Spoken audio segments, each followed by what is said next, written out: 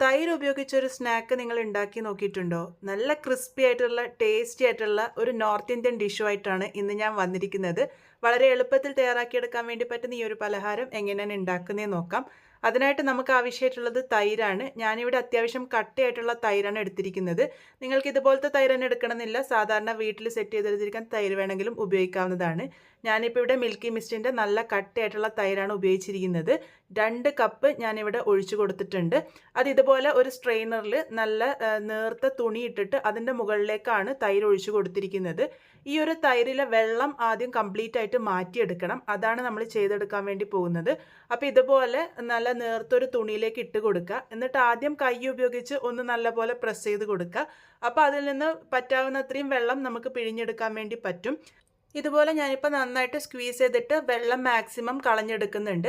അതിനുശേഷം നമുക്കിതിൻ്റെ മുകളിലേക്ക് ഒരു വെയിറ്റ് വെച്ച് കൊടുത്തിട്ട് ഒരു മണിക്കൂർ നേരത്തേക്ക് റെസ്റ്റ് ചെയ്യാൻ വേണ്ടി വെക്കണം. അങ്ങനെ ചെയ്തെടുക്കുമ്പോൾ ഈ തൈരിലുള്ള വെള്ളപ്പറ്റ് നല്ലപോലെ മാറ്റിയെടുക്കാൻ വേണ്ടി പറ്റും. അപ്പോൾ ഞാൻ ഇതുപോലെ ഒരു പാത്രം വെച്ച് നല്ലൊരു വെയിറ്റ് എടുത്ത് വെച്ചിട്ടുണ്ട്. ഒരു മണിക്കൂർ മുതൽ 1.5 മണിക്കൂർ നേരത്തേക്ക് ഇത് ഇങ്ങനെ തന്നെ നിൽക്കട്ടെ. ആ ഒരു സമയമാകുമ്പോഴേക്കും അതിൽ നിന്നും വെള്ളം ഉറ്റി അതിലെ വെള്ളം മുഴുവൻ മാറ്റിയെടുക്കാൻ വേണ്ടി പറ്റും. അപ്പോൾ ഇപ്പോൾ ഏകദേശം 1 മണിക്കൂർ നേരത്തോളം ഞാനിവിടെ ഇതിങ്ങനെ വെച്ചിട്ടുണ്ട്. വെള്ളം ഞാനിവിടെ ഏകദേശം പൂർണ്ണമായിട്ടും തന്നെ മാറ്റിയെടുത്തിട്ടുണ്ട്. ഇത്രയും വെള്ളമാണ് അതിൽ നിന്ന് മാറ്റിയെടുത്തിരിക്കുന്നത്. ഈ ഒരു തൈര് നമുക്കൊരു പാത്രത്തിലേക്ക് ഇട്ട് കൊടുക്കാം. ഇങ്ങനെ ഉപയോഗിച്ചിരിക്കുന്ന തൈരിന് ഹങ് കേർഡ് എന്നാണ് പറയാറ്. ആ ഒരു തൈരാണ് നമുക്കിതിലേക്ക് ആവശ്യമായിട്ടുള്ളത്. ഈ ഒരു കൺസിസ്റ്റൻസിയിലാണ് തൈര് ഉണ്ടാകുക. ഒട്ടും വെള്ളപ്പറ്റില്ലാതെ നല്ല കട്ടിയായിട്ടാണ് ഉണ്ടാകുക. ഇനി ഇതിലേക്ക് കുറച്ച് പച്ചക്കറികളാണ് ചേർത്ത് കൊടുക്കാൻ വേണ്ടി പോകുന്നത്. ഇതിൽ മെയിനായിട്ട് ചേർക്കുന്നത് ക്യാപ്സിക്കാണ്. ഞാനിവിടെ പച്ച, ചുവപ്പ്, മഞ്ഞ കളറിലുള്ള ക്യാപ്സിക്കംസ് ആണ് ഉപയോഗിച്ചിരിക്കുന്നത്. നിങ്ങൾക്ക് പച്ച കളർ മാത്രമാണുള്ളതെങ്കിൽ അത് മാത്രം ഉപയോഗിച്ചാലും മതിയാകും. ഇതിലേക്ക് ഒരു 2 ടേബിൾ സ്പൂണോളം ക്യാരറ്റ് ചെറുതായിട്ട് അരിഞ്ഞതും ചേർത്ത് കൊടുത്തിട്ടുണ്ട്. ആ ഒരു ക്യാപ്സിക്കം ചേർത്തതും എല്ലാം ഏകദേശം 2 ടേബിൾ സ്പൂണാണ് ഞാൻ എടുത്തിരിക്കുന്നത്. ഇതിലേക്ക് 2 or 3 പച്ചമുളക് ചെറുതായിട്ട് അരിഞ്ഞതും കൂടെ ചേർത്ത് കൊടുക്കാം. ഇതിലേക്ക് 1/2 ടീസ്പൂൺ അളവിൽ ചില്ലി ഫ്ലേക്സും കൂടെ ഞാനിവിടെ ഇട്ട് കൊടുക്കുന്നുണ്ട്. അതിൻ്റെ കൂടെ തന്നെ ഒരു 1/4 ടീസ്പൂൺ അളവ് കുരുമുളക് പൊടി കൂടെ ഞാനിവിടെ ഇട്ട് കൊടുത്തിട്ടുണ്ട്. അത് എരിവിന് പാകത്തിന് മാത്രം ഇട്ട് കൊടുത്താൽ മതി. പച്ചമുളകിൻ്റെ എരിവ് മാത്രം മതിയെങ്കിൽ അത് മാത്രം ഇട്ട് കൊടുത്താലും മതിയാകും. ഇതിലേക്ക് ഒരു 1/2 ടീസ്പൂണോളം ഉപ്പും പിന്നെ 1 ടേബിൾ സ്പൂണോളം പൊടിച്ച പഞ്ചസാരയാണ് ചേർത്ത് കൊടുക്കുന്നത്. ഈ ഒരു പഞ്ചസാര കൂടെ ചേർത്ത് കൊടുക്കുമ്പോഴാണ് ശരിക്കും ഇതിൻ്റെ രുചി കറക്റ്റായിട്ട് വരുന്നത്. അപ്പോൾ പഞ്ചസാര സ്കിപ്പ് ചെയ്യാതെ ചേർക്കണം. ഇതിലേക്ക് ഇനി കുറച്ച് മല്ലിയില ചെറുതായിട്ട് അരിഞ്ഞതും കൂടെ ചേർത്ത് കൊടുക്കാം. ഇതെല്ലാം കൂടെ നന്നായിട്ട് മിക്സ് ചെയ്തെടുക്കുകയാണ് ചെയ്യുന്നത്. ക്യാപ്സിക്കം കയ്യിലില്ലാന്നുണ്ടെങ്കിൽ കയ്യിലുള്ള പച്ചക്കറി ചേർത്ത് കൊടുത്താൽ മതിയാകും. ഉള്ളിയും അതുപോലെ തന്നെ ക്യാരറ്റും മാത്രം ചേർത്ത് കൊടുത്താലും മതിയാകും. ഇനി ഉള്ളി ചേർത്തില്ല എന്നുണ്ടെങ്കിൽ ക്യാരറ്റ് മാത്രം ചേർത്തിട്ടും ഇത് തയ്യാറാക്കി എടുക്കാവുന്നതാണ്. ക്യാപ്സിക്കം കൂടെ ചേർക്കുമ്പോഴാണ് നല്ലൊരു രുചി വരിക. അത്രമാത്രമേ ഉള്ളൂ. അപ്പോൾ ഈ ഒരു രീതിക്കാണ് നമ്മളുടെ ഫില്ലിംഗ് ഉണ്ടാകുക. നല്ല കട്ടിയായിട്ട് തന്നെയാണ് ഉണ്ടാകുക. ഫില്ലിംഗ് ഇവിടെ റെഡി ആയിട്ടുണ്ട്. എരിവ് ഉപ്പൊക്കെ നോക്കിയിട്ട് പാകത്തിന് ഇട്ട് കൊടുത്തോളൂ. പിന്നെ ഇതിലേക്ക് ആവശ്യമായിട്ടുള്ളത് ബ്രെഡാണ്. ഞാനിവിടെ കുറച്ച് ബ്രെഡ് സ്ലൈസസ് എടുത്തിട്ടുണ്ട്. ഞാനിവിടെ സാധാരണ മിൽക്ക് ബ്രെഡാണ് ഉപയോഗിച്ചിരിക്കുന്നത്. നിങ്ങളുടെ കയ്യിൽ വലിയ ടോസ്റ്റ് ബ്രെഡ് ഉണ്ടെങ്കിൽ അത് ഉപയോഗിക്കുന്നതായിരിക്കും നല്ലത്. ഇത് ചെറിയ ടൈപ്പ് മിൽക്ക് ബ്രെഡാണ് ഉപയോഗിച്ചിരിക്കുന്നത്. അതിൻ്റെ സൈഡ് ഇതുപോലെ കട്ട് ചെയ്ത് മാറ്റിയിട്ടുണ്ട്. ഇത് കളയേണ്ട ആവശ്യമില്ല. നല്ല എയർ ടൈറ്റ് ആയിട്ടുള്ള പാത്രത്തിൽ സൂക്ഷിച്ചു കഴിഞ്ഞാൽ നമുക്കത് ബ്രെഡ് ക്രംസ് ഉണ്ടാക്കാൻ വേണ്ടി ഉപയോഗിക്കാൻ പറ്റും. ഇനി ഇതുപോലെ ഇതിൻ്റെ മുകളിലേക്ക് വെള്ളം നല്ലപോലെ ഒന്ന് സ്പ്രെഡ് ചെയ്ത് കൊടുക്കുക. ആ ഒരു ബ്രെഡ് ഒന്ന് ചെറുതായിട്ട് പരത്തി എടുക്കാനാണ് പോകുന്നത്. അപ്പം വെള്ളം നല്ലപോലെ തന്നെ ഒന്ന് സ്പ്രെഡ് ചെയ്ത് കൊടുത്തിട്ട് നമ്മൾക്ക് സാധാരണ ചപ്പാത്തി പരത്തുന്ന ആ ഒരു കോല് ഉപയോഗിച്ചിട്ട് ഇതൊന്ന് പരത്തിയെടുക്കാം.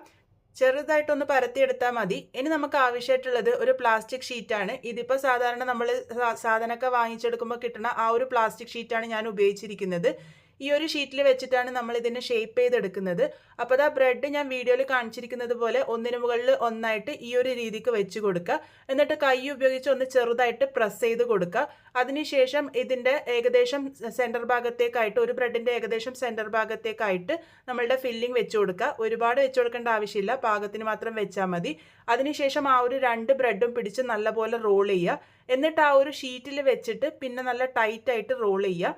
റോൾ ചെയ്തതിന് ശേഷം നമ്മൾക്ക് ഷേപ്പ് ചെയ്തെടുക്കാം. റോൾ ചെയ്യുമ്പോൾ ശ്രദ്ധിക്കാനുള്ളത് സെൻറ്റർ ഭാഗത്ത് അമർത്തി പിടിച്ചിട്ട് വേണം റോൾ ചെയ്യാൻ വേണ്ടിയിട്ട്. ആ 2 ഭാഗവും നമ്മൾ സാധാരണ മുട്ടായിയൊക്കെ ട്വിസ്റ്റ് ചെയ്യുന്ന പോലെ ട്വിസ്റ്റ് ചെയ്ത് കൊടുക്കുക. ആ ഒരു സെൻറ്റർ ഭാഗം വിട്ടിട്ട് വേണം നല്ലപോലെ ട്വിസ്റ്റ് ചെയ്ത് കൊടുക്കാൻ. സെൻറ്ററിലേക്ക് ഇങ്ങനെ ഒന്ന് പ്രസ് ചെയ്ത് കൊടുത്താൽ മാത്രം മതി. അപ്പോൾ ഈ ഒരു ഷേപ്പിൽ നമുക്ക് കിട്ടും. ഈ ഒരു രീതിക്കാണ് ഇത് പലഹാരം സെറ്റ് ചെയ്തെടുക്കുന്നത്. ഇതേപോലെ തന്നെ ബാക്കിയുള്ളതൊക്കെ ഞാനിവിടെ സെറ്റ് ചെയ്തെടുത്തിട്ടുണ്ട്. ഇനി ഇത് ഡീപ് ഫ്രൈ ചെയ്തെടുക്കാനാണ് പോകുന്നത്. അതിന് വേണ്ടിയിട്ട് എണ്ണ ചൂടാക്കാൻ വേണ്ടി വെച്ചിരുന്നു. എണ്ണ നല്ലപോലെ ചൂടാകണം. അതിനുശേഷം വേണം ബ്രെഡ് ഇട്ട് കൊടുക്കാൻ വേണ്ടിയിട്ട്. ഈ ഒരു പലഹാരം തയ്യാറാക്കി എടുത്തിരിക്കുന്നത് ഒരുപാട് ലോ ഫ്ലെയിമിൽ വെച്ചിട്ടൊന്നല്ല. ലോ ഫ്ലെയിമിൽ വെച്ച് തയ്യാറാക്കി എടുക്കുമ്പോൾ ബ്രെഡ് നല്ലപോലെ എണ്ണ കുടിക്കാനുള്ള സാധ്യതയുണ്ട്. മീഡിയം ടു ഹൈ ഫ്ലെയിമിൽ വെച്ചിട്ടാണ് ഈ ഒരു പലഹാരം തയ്യാറാക്കി എടുക്കേണ്ടത്. എല്ലാ ഭാഗവും ഒരു ലൈറ്റ് ഗോൾഡൻ ബ്രൗൺ കളർ ആകുന്നത് വരെയാണ് നമ്മളിത് കുക്ക് ചെയ്തെടുക്കേണ്ടത്. വളരെ പെട്ടെന്ന് റെഡിയാകും, കാരണം എണ്ണ നല്ല ചൂടായിട്ടാണ് ഇരിക്കുന്നത്. എണ്ണയുടെ ചൂട് കുറച്ച് കഴിഞ്ഞാൽ ബ്രെഡ് നല്ലപോലെ എണ്ണ കുടിക്കാനുള്ള സാധ്യതയുണ്ട്. അതുകൊണ്ട് മീഡിയം ടു ഹൈ ഫ്ലെയിമിൽ വെച്ചിട്ട് തന്നെ കുക്ക് ചെയ്യുക. ഇത് പുറമെ നന്നായിട്ട് മൊരിയിച്ചെടുക്കുക മാത്രമാണ് ചെയ്യുന്നത്. അപ്പോൾ ദാ ഇതുപോലെ ഞാൻ തിരിച്ചും മറിച്ചൊക്കെ ഇട്ട് മീഡിയം ടു ഹൈ ഫ്ലെയിമിൽ വെച്ചിട്ട് നല്ലപോലെ തന്നെ ഒന്ന് ഫ്രൈ ചെയ്തെടുത്തിട്ടുണ്ട്. എല്ലാ ഭാഗവും നല്ലൊരു ഗോൾഡൻ ബ്രൗൺ കളർ ആകുന്നത് വരെ ഇവിടെ തിരിച്ചും മറിച്ചൊക്കെ ഇട്ട് റെഡിയാക്കി എടുത്തിട്ടുണ്ട്. ചുരുങ്ങിയ സമയം കൊണ്ട് നമുക്കിത് തയ്യാറാക്കി എടുക്കാൻ വേണ്ടി പറ്റും. ഇതിപ്പോൾ പാകത്തിന് റെഡി ആയിട്ടുണ്ട്. ഞാനിവിടെ എണ്ണയിൽ നിന്നും കോരി മാറ്റാണ്. അപ്പോൾ വളരെ ടേസ്റ്റി ആയിട്ടുള്ള നമ്മളുടെ പലഹാരം ഇവിടെ റെഡി ആയിട്ടുണ്ട്. ഇന്ന് നമ്മൾ ഉണ്ടാക്കിയിരിക്കുന്ന ഈ ഒരു പലഹാരത്തിൻ്റെ പേര് ദഹി കെ ഷോലെ എന്നാണ് പറയപ്പെടുന്നത്. അപ്പോൾ ദാ നല്ല ക്രിസ്പി ആയിട്ടാണ് ഈ ഒരു പലഹാരം ഉണ്ടാകുക. പുറമേത്തെ ബ്രെഡ് നല്ലപോലെ തന്നെ മൊരിഞ്ഞിരിക്കും. ഉള്ളിൽ നല്ല ക്രീമി ആയിട്ടാണ് നമ്മളുടെ തൈര് ഉണ്ടാകുക. അതിൽ ആ ഒരു എരിവും പുളിപ്പും ആ ക്യാപ്സിക്കും ഒക്കെ കൂടെ കഴിക്കാൻ കിട്ടുമ്പോൾ നല്ല രുചിയാണ്. ഒരു വ്യത്യസ്തമായിട്ടുള്ള രുചി തന്നെയായിരുന്നു ഈ ഒരു പലഹാരത്തിന്. അപ്പോൾ എല്ലാവരും എന്തായാലും ട്രൈ ചെയ്ത് നോക്കൂ. ട്രൈ ചെയ്തതിന് ശേഷം ഫീഡ്ബാക്സ് ഒക്കെ പറയാൻ വേണ്ടി മറക്കരുത്. വീണ്ടും ഒരു നല്ല റെസിപ്പിയുമായി വളരെ പെട്ടെന്ന് തന്നെ കാണാം.